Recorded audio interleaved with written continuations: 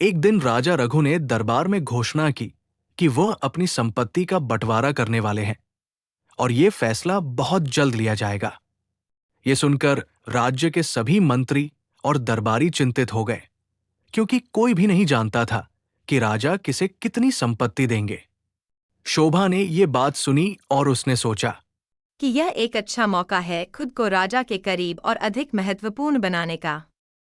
राजा के पास गई और बोली, महाराज, मैं जानती हूँ कि आप बहुत न्यायप्रिय हैं, लेकिन अगर आप अपनी संपत्ति का बंटवारा इस तरह करेंगे तो बहुत से लोग असंतुष्ट हो सकते हैं। क्यों न आप एक अनोखा तरीका अपनाएं? राजा ने हैरान होकर पूछा, वह क्या तरीका हो सकता है, शोभा? शोभा ने मुस्कुराते हुए जवाब दिया, महाराज, आप एक दिन को राजा का दिन घोषित कर दें, जब आप दरबार में एक एक व्यक्ति से उसकी इच्छा पूछें और उसी दिन उसी इच्छा के अनुसार संपत्ति का बंटवारा करें। इससे सबको लगेगा कि आप उनकी इच्छाओं का सम्मान करते हैं और वे खुश रहेंगे। राजा को शोभा का यह विचार बहुत पसंद आया और उन्होंने वही किया। एक दिन राजा ने दरबार में सभी को बुलाया और उनसे उनकी इच्छाएं पूछी। सभी मंत्रियों और दरबारियों ने अपनी अपनी इच्छाएं रखीं, लेकिन शोभा ने अपनी इच्छा रखने में देर कर दी। जब सबकी इच्छाएं पूरी हो गईं, तो राजा ने शोभा से पूछा, अब तुम्हारी इच्छा क्या है?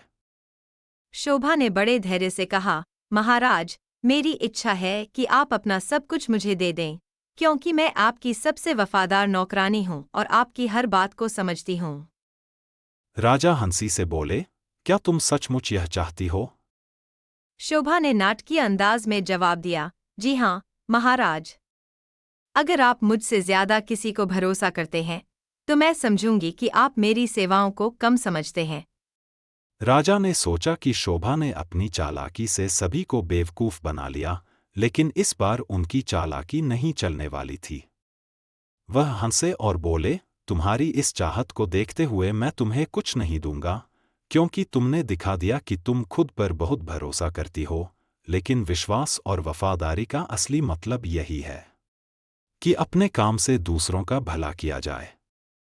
राजा ने अपनी संपत्ति का बंटवारा किया और शोभा को उसकी बुद्धिमानी के लिए एक छोटा सा उपहार दिया, लेकिन उसकी चालाकी का कोई मूल्य नहीं था।